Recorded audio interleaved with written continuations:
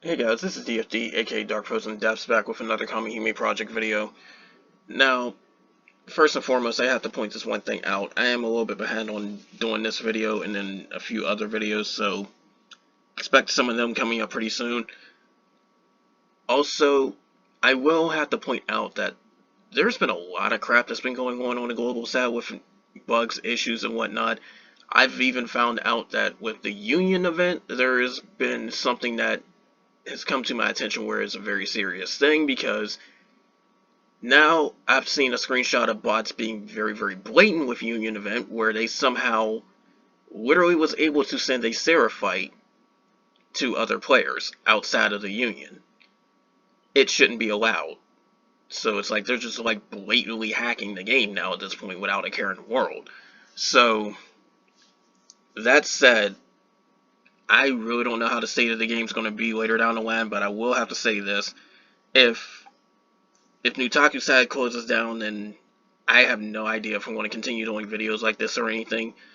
Mainly because of the fact that JP side's going to have the most recent stuff, of course, and then on top of that, I may or may not even continue with the JP side. I mean, the Nutaku side's already leaving a pretty big, horrible taste in my mouth, and if you want to be honest, if they don't get their act together, I may end up quitting. But on top of that, too, is the fact that when it comes to the Japanese side, I don't see too much problems with it, but it's more the fact that I've already put so much time, effort, even money into the taco side, or Nutaku as we call it, because taco is what it's nicknamed. But it's like having a restart and all that's just still taking a lot, especially after all the stuff you put in there. I'm one of the players that's been here since like pre-registration, so having a restart off of literally like 4 or 5 years of progress, that definitely would feel some sort of way. So I don't know how things are going to go. I'm still continuing things as normal for now, but I'll let you know if anything happens. I'll let you know if I quit the game or whatever, but it's definitely taking its toll on me. Between that, raid errors, and a number of other issues, they really need to get their act together. But anyways, this one's an interesting one because the main thing with this event is the fact that it is not going to have us fighting the person you get inside on. And you'll see why when I go later down the line. But it is a raid event, so there's a free Kamihime. I'll go over what she does, because I honestly don't know what she does. And then on top of that too, there's a heroic fight because it's a raid event, so if anybody wants to try that, there's that too. But if you're going after heroic, I can tell you right out the gate, bring a wind team. If you don't use wind, you're going to have problems. And trust me, you really want to work fast on that. Now then, going into the fight itself, we are fighting Alyssa of all people in this. So, that said, you do, like, if you don't know too much about the storyline or the character or whatnot, you may want to go back and look into that. But, yeah, Alyssa's actually important in an event for once. Go figure. Now, heroic, you have to be rank 100 in order to access it on top of clearing Ragnarok Plus.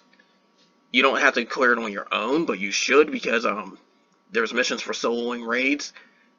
But when it comes to heroic, you don't necessarily have to do it either. It's like a bonus fight.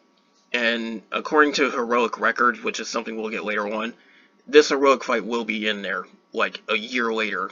So if you miss it now, there might be a chance you'll be able to see it. It depends on what the state of the game is like a year later.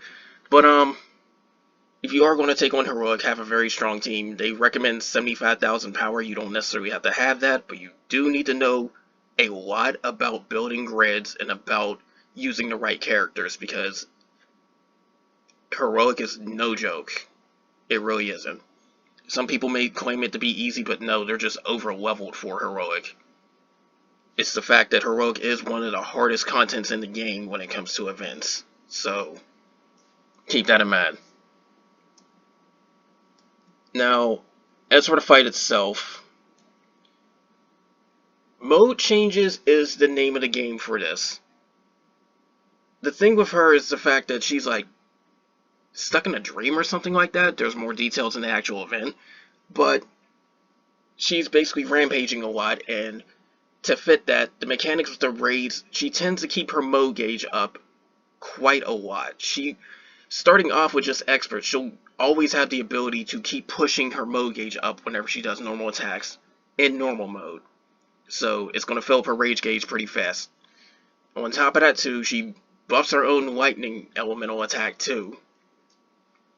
And she has a tendency to start nuking you every so often as well.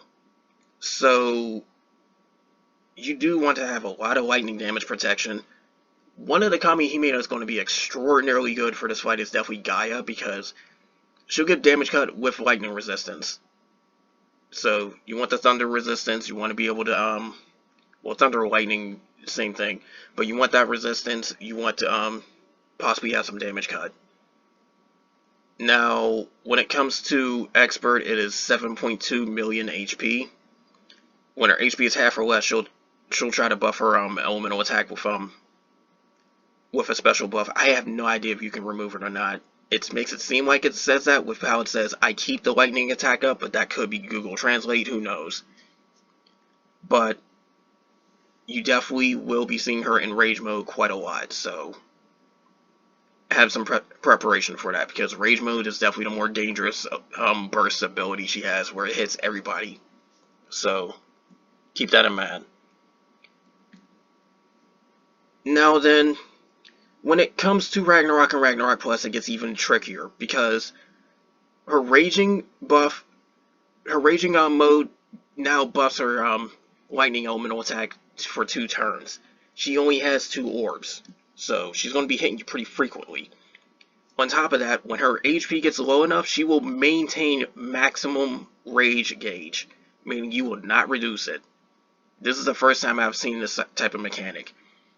On top of that, she's going to randomly nuke you 3 hits every 10 turns, so pay attention to the turn count. There's been an update a long time ago where we can actually see our turn counter without having to hit the attack button, so make good use of that. But everything else is more or less the same. But you will have her in rage mode a lot more often, especially when her health hits a certain point, because when her HP gets low enough, she's going to permanently rage herself. And she will be doing a lot of lightning damage, especially considering the fact that she'll be buffing herself.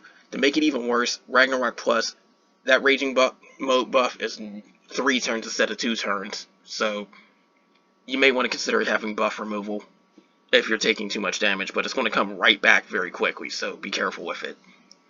And I would say to bring Rage Drain for this, but the Ragnarok and Ragnarok Plus fights have something against it at the end, so if you are trying to drain her rage gauge fast and keep her out of raging, keep that in mind. But it may actually have some use in the heroic fight, which we'll get to. Ragnarok has 15 million HP, Ragnarok Plus has 72 million. If you are strong enough, you can still basically one-shot her on Ragnarok or Expert, because it's still within a one-shot range of a full burst. For Ragnarok Plus, you have to be a whale and do some insane crap to one-shot her like that, so. But now, heroic. This is where things get interesting. You have to do 3 things based on her modes. And the first one is to try and prevent her from raging. And I'm not kidding on that one. How you do that, considering that she's in normal mode, you have to either do a full burst, summon an Eidolon, or do a combo with every character to where you do 12 hits or more for a normal attack. And 12 hits or more means everybody's got to be attacking quite a lot. You're going to have some triple attacks to go off in order to meet that condition. So, that said, combo rate's going to be the most reliable. Paracelsus is very, very good for that one. Full bursting strategy, you would have to use Yori, so you can get your burst gauges filled up as much as possible. Not too much you can do with summoning Eidolon other than bringing out Final Break Limit Eidolons or the Machine Beast from Battlefield. That way you can summon them and make sure her gauge stays down. It will remove 5% of her rage gauge if you meet those conditions. If you do not, she's going to gain 20%. And if you can last 10 turns, then she will sit up and self-destruct herself and move on to the next part of the fight. If you don't, then you're going to get the failure trigger where you're hit for 100,000 damage. You can't protect against it, and you're just going to see it spammed against you. So if she gets into raging, you're going to have problems. You're not going to win. You might as well give up. But that's just the first part of the fight. And no, this is not a typo on this Google Translate. She does indeed have 4 billion HP because you are not meant to kill her in this. In fact, I do believe she's immune to damage. So there's that. But that technically does make her the highest HP enemy in the game, even on JVSAD right now, because of the 4 billion HP. They didn't have to go that far, but either way, the real gimmick to the first part of the fight is to keep her mode gauge down. Now then, the second part of the fight, she actually has a health bar you can take out. 175 million. The trick is to try and get her health reduced completely before she powers up too much. Every 5 turns, she's going to give herself a boost of power where it's going to give a special type of buff to herself.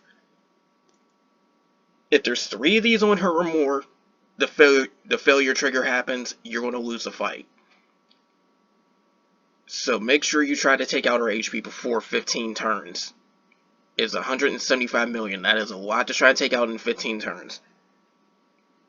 But that's the main thing you're trying to do. Now, as far as I can tell though, that 15 turn limit doesn't happen until she has 30% HP or less. So you have some time before then. But do be very, very, very careful about that. When she starts giving herself that special buff, if 3 of them is on her, next turn is where you're pretty much just screwed, because she'll become immune to damage and just completely wipe you out. She's also going to increase her attack power throughout the fight too, so be careful in trying to survive. You definitely will need some damage cut or a healer. Again, Gaia is going to be very good for that. But in terms of healing, Frigg is a good one I can suggest. If you want to double down on it, go with Set as well. So that will help you out quite a bit. But again, try to take out that 175 million before she wipes you out. She's got 3 orbs before she does any nukes too. And her raging nuke is AoE. Her normal one's going to up her attack power. So keep that in mind. Now, as far as it goes with the third phase, this, if I've read it correctly, you're trying to basically reduce her her gauge. So you got to send her into stun mode. Now, the thing is, when she goes into stun state, it's going to instantly end the fight. There is no failure trigger on this, but you definitely do want to try to take her out as quickly as possible, because by the looks of things, she's going to reduce your ability to recover. And I have no idea if it's going to be something you can remove or not. I don't see anything that says anything about it, but it says recovery limit down, meaning you're not going to be healing as much. She also puts paralysis on your team too. It's like random 5 times paralysis.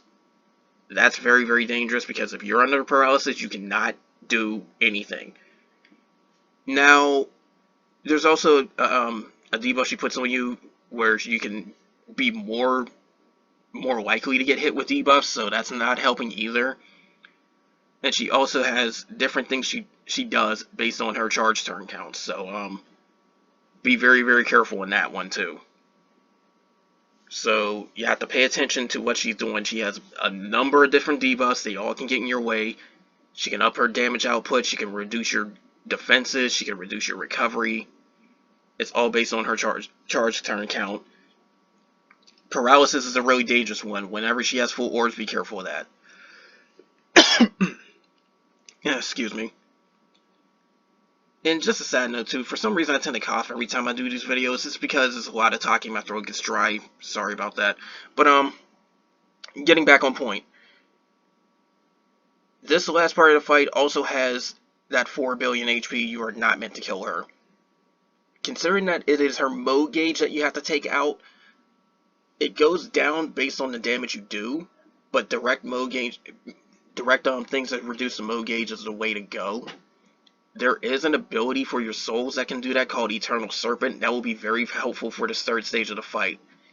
Characters that can also directly reduce it is helpful too. Now, if there are characters like, say, maybe Hector, where they increase the damage you do in a raging state, they can also be very helpful for this as well. But keep in mind that the biggest thing to do with the raging bar is to either do a lot more damage or just directly drain it. I give this suggestion because it's also something that works for the Thunder raid for the Guardian fights full, and that's how I ended up soloing her. You'll see that video up pretty soon. But direct rage drain is going to be very, very good for this third fight. There is an Idoan that even does it too. Light Idoan. I think it was Archangel. But use whatever you can to try and reduce that rage bar. The faster it goes down, the easier that third part is. There is no failure trigger, but you still would have trouble staying alive if the longer it keeps going, so be careful with that. There's a crap ton of debuffs she puts on you, and even if you can remove them, there's still going to be a lot, and they're still going to keep piling up. So be very, very careful of that. But generally, the first part, keep her out of raging. Meet the conditions in order to do that one. Second part, take her out normally, but when she gets 30% or less HP, that's when you have 15 turns to finish the fight, or you're just going to die. Third part, get her out of raging mode. Again, direct drain, very, very helpful for that one. And for that said, too, there's supposed to be a Kamihime that, a wind Kamihime that can be pulled from the gacha and wind Hypnos. She does sacrifice a turn with her special buff, but she really spikes the crap out of your damage output for the turn after. So, with some decent timing in you, she might help you if you happen to pull her. She is a permanent addition to the gacha, though, so you don't need to chase after her. But I get a feeling she'd be pretty good for that heroic fight, because there's like 2 cases of damage racing, basically. Just don't use her, just don't use a special sleep effect buff for the first part, because you'll see the mode gauge go up a lot, and you don't want that in the first part of the fight. But as for the raid itself, standard stuff applies. Just get your as many souls as you can. You get 300 of each. You got everything on the list. I suggest you do that because the SSR 1/10 tickets, I call them SSR fragments just to make it easier. But that's one of the very few ways that a free player can get a guaranteed SSR pool. So definitely try to go after those. You literally get like 2 per event. Now then, as for the stuff you can get from here, there's a lot of things that is mentioned right here, but I wouldn't worry about the vast majority of it because of other things that you can have access to.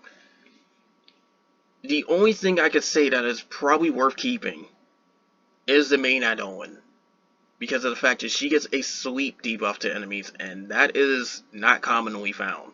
When sleep lands, it just pretty much prevents their turn from happening, and they're susceptible to taking even more damage, even if there's a defense debuff.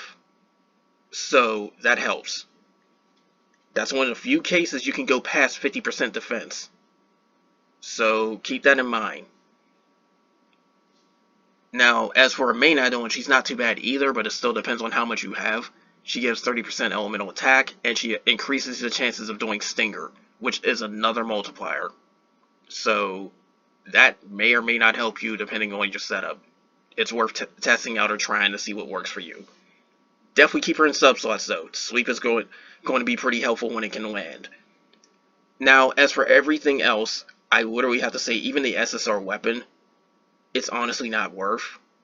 The Ssr Weapon does have large assault and small defender, but it cannot final break.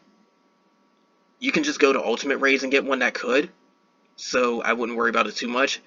If you are starting off and can't do the ultimate raids that well, there is still a rescue function, so there's little to no point in keeping this weapon. If you're going to do anything with this Ssr weapon, it's fodder. That's it. And I can say the same thing for the other weapons on this list too. The Ssr weapons, the Grails, fodder. The only thing you probably would end up keeping is the add-on. So that's your main priority, the add-on. If you want to, even try to get raid gacha tickets to pull up multiple copies of that add-on, because she does give quite a lot of HP. And Thunder teams do lack on HP a bit, so more base HP could help out for that. It all depends. But as far as it goes with the weapons, they're not worth keeping. Turn them into fodder. Whether you want to sell them off and get more weapon shards, or turn them into weapon orbs, up to you, but they're fodder. Now, as for the missions, these missions will eventually change later on, because Japanese SAT has had some changes, but for basically up until the next year, we're stuck with these type of missions. You have to solo expert with our Kamihime, meaning no Kamihime past that rarity, even in your sub slots. Ragnarok, you have to use a fire team. Doesn't matter what rarity they are, they have to be fire when you solo Ragnarok. And when you solo Ragnarok Plus, anything goes, just don't call for help. So, that said, meet those conditions, get more raid tickets so you can pull the raid gacha. I suggest you do that anyways, because it gives you some extra stuff to try and upgrade your team and whatnot. It's a very good source for a lot of those. And it's one of the few things in the game that has a grindable source of a magic jewel, so you could try for those too. You don't get many when they show up, but every little bit helps. Now, as for the, I'm trying to find her. As for the Ssr Kamihime, I don't know how many of you know about Cronus, but she was a Kamihime that was very early in the game, and I think she's in the gem gacha. She now has a light version, so there's that. A little bit too late too, because we just had the Dark Tower, but what she does is mainly try to boost enthusiasm, and then for the most part self-buff herself. Now, she is very, very greedy with a lot of different things. She will eat up her own burst gauge to give herself a very strong self-buff, where it ups her attack power combo rate and even gives her stinger chance. When it comes to her third ability, it's going to suck up burst gauge from everybody else and their attack buffs. So, there's that. And then, on top of that, her own burst gauge can rise up pretty quickly. Enthusiasm is meant to boost up your allies' burst gauges too. So she takes a little bit of getting used to, but the thing is, Enthusiasm also deals damage, which is why I had to scroll down. It is 500 damage per turn for an extra 10 burst gauge. Anybody that's using the double set from accessories, you kind of know what this effect is. It could be helpful, depending on what you do. But the fact that she puts it on everybody but herself. But that's because her own burst gauge increases like an extra 10%, so whenever she smacks an enemy, she gives like an extra burst gauge to her. Like 1 extra. So, that said, it's like, she's kind of niche and really weird to use, but who knows? But she can self-buff herself for like 7 turns. So, maybe a few tower runs she can actually have a little bit of use. It depends. But, honestly, I wouldn't invest too much into her. I really wouldn't. She's a very selfish self-buffer and everything. And it kind of fits her personality too. If you've seen her first scene, she's very selfish and all that. But, anyways, that's all I got for this. She's still free, so there you go. But you will end up wanting to level her or anybody else you get your hands on because of the magic value system I have to keep reminding people about. It's a new leveling system that had Japanese SAT like a month or two ago, it's going to boost your overall damage output for doing it permanently. So even though it's a small increase, like 5% final damage, when it's all said and done, it's still something you want to do. So level up all your characters, just get that free damage. But anyways, that's all for this. More of this will come soon. I have no idea if I'm going to do Heroic though, because wind is one of my weakest elements, so unfortunately I may not have that fight. But I will try to give it a try. So there's that. It's just the fact that if you don't use wind, you're going to have a problem with Heroic. Easily. It is going to be very, very dangerous of a fight. Especially considering that wind is the only thing that doesn't have the reduced damage output, and she's immune to debuffs if you're using anything other than wind. So be very, very careful with that one. Thankfully, it doesn't seem to be in there for Thankfully, it doesn't seem to be too much of an issue for the first part, possibly even the last one, because of the mechanics, but it will get in your way for the second part of the fight. So be very, very careful with that one. But anyways, that's all for this. More of this will come soon, and take care.